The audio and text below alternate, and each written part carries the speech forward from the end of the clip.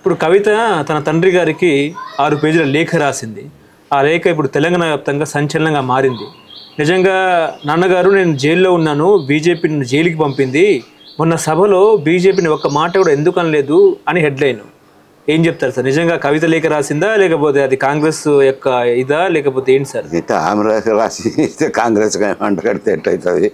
ఆమె లేఖ రాసింది కదా, తండ్రి గారికి లేఖ రాసింది. నేను రాయలేదని ఆమె డినై చేయలేదు.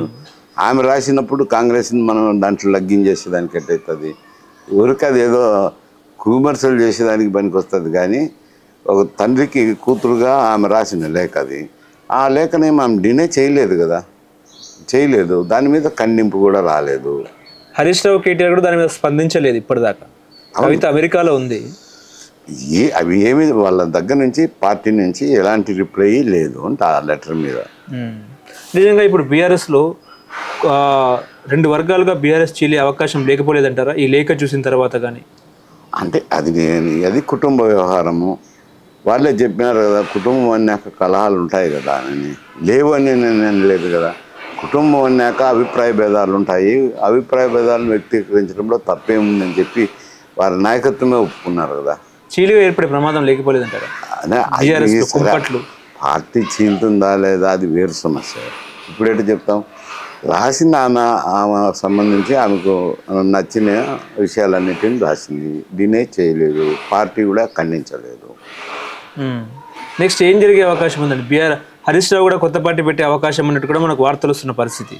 ఇటు కేటీఆర్, అటు బీఆర్ఎస్ కవిత, త్వరలో బీఆర్ఎస్ కవిత కూడా కొత్త పార్టీ పెడతారని, తెలంగాణ జాగృతి సమితి పెడతారని కూడా చర్చలు వినిపిస్తున్న పరిస్థితి. వినపడచ్చు.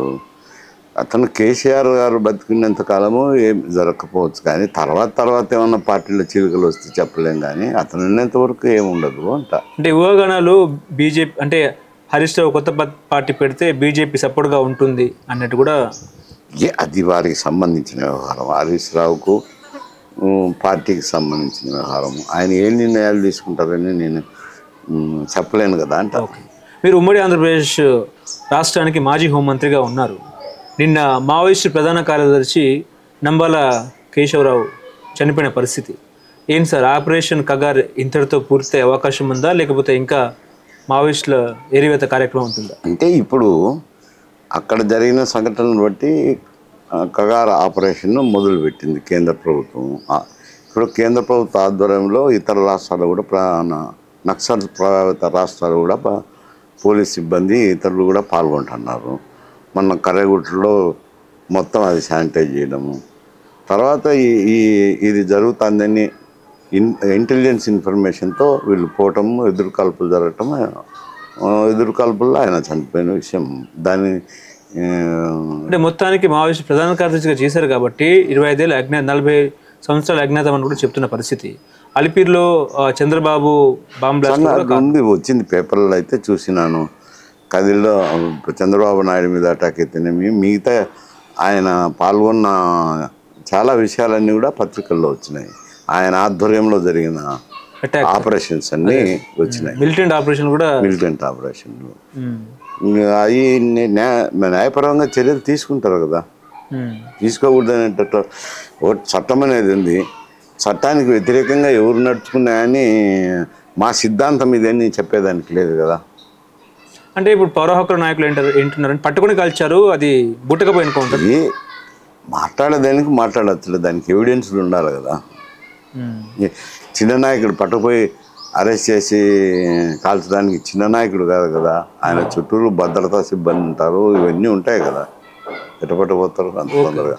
అంటే ఎవరి వైఫల్యం అనుకోవచ్చు? ఇప్పుడు మావోయిస్టుల ఏరివేతలో ప్రభుత్వం సక్సెస్ అయిందని అనుకోవచ్చా, లేకపోతే ఇప్పుడు టెక్నాలజీ పెరిగింది కాబట్టి? టెక్నాలజీ అనేదే కాదు, డ్రోన్లు ఉపయోగిస్తున్నారు, హెలికాప్టర్లు ఉపయోగిస్తున్నారు. 3-4 రాష్ట్రాల ఆపరేషన్స్ జరుగుతున్నాయి. కూంబింగ్ ఆపరేషన్ జరిగినప్పుడు ఇంత ఫోర్స్కు తట్టుకోవాలి కదా. అంటే ఇప్పుడు చర్చలు జరిపండి మహాప్రభు అని చెప్పేసి మావోయిస్టులు అంటున్నారు. ఇంకా వైపు కేంద్ర ప్రభుత్వం మాత్రం ఎప్పుడైనా కానీ ఎవరు తక్కువ స్థానంలో ఉంటే వాళ్ళు చర్చలు జరపమంటారు. ఆపరేషన్స్ వాళ్ళు చేస్తున్నప్పుడు ఇప్పుడు చర్చలు ముందు ఉండాలి ఇదంతా.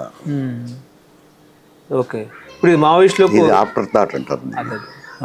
ఇది మావోయిస్టులకు గట్టి దెబ్బే అనుకోవచ్చు అంటారు.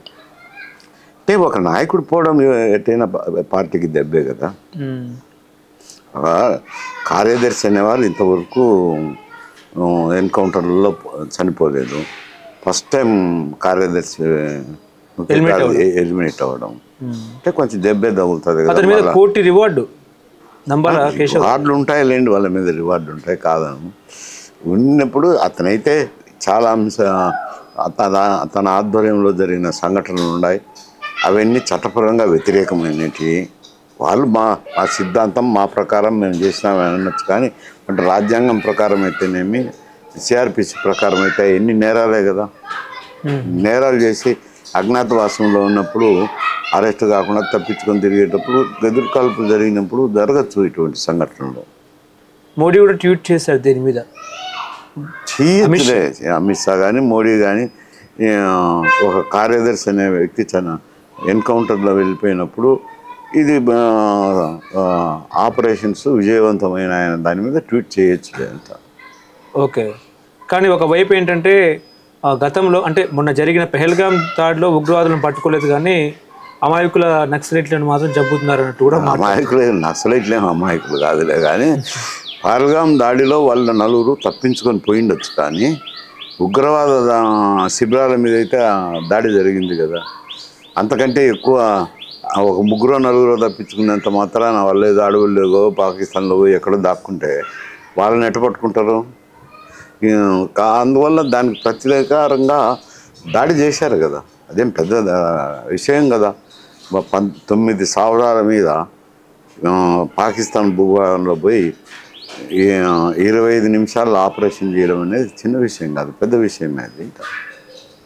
ఓకే, ఇప్పటికీ ఆపరేషన్ ముందుకు కగార్ అనేది ముందుకు వెళ్ళే అవకాశం అంటారా, లేకపోతే దీనికి ఏమైనా అది టార్గెట్ ఏంటంటే 26 నిర్మూలన చేయాలనేది కదా. మార్చి 26 వరకు ఎలిమినేట్ చేసేయాలి మొత్తం. మార్చి 26 అని టైం వాళ్ళు అన్నారు, బట్ ఎలిమినేట్ ఈ నక్సల్ ప్రభావం లేకుండా చేయాలా అనేది వాళ్ళ ధ్యేయంగా ఆపరేషన్స్ చేస్తున్నారు. ఒకవైపు ఏంటంటే అక్కడ ఖనిజాలు ఉన్నాయి, సంపద ఉంది కాబట్టి అదంతా అంబానీకి అదానికి కట్టబెట్టాలి కాబట్టి మోడీ ఈ రకంగా అమాయకులు అంటే గిరిజనులను నక్సలైట్లను చంపేస్తున్నారని చెప్పేసి ఒక చర్చ.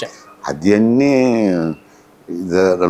ఖనిజాలు ఉంటే రేపు పొద్దున చట్టం ప్రకారము చెల్లుతాయి. ఇప్పుడు ఖనిజాలకు ఇవ్వాలంటే మైనింగ్ లైసెన్స్లు ఇవ్వాలంటే వేలం పాటలో పోవాల్సిందే కదా.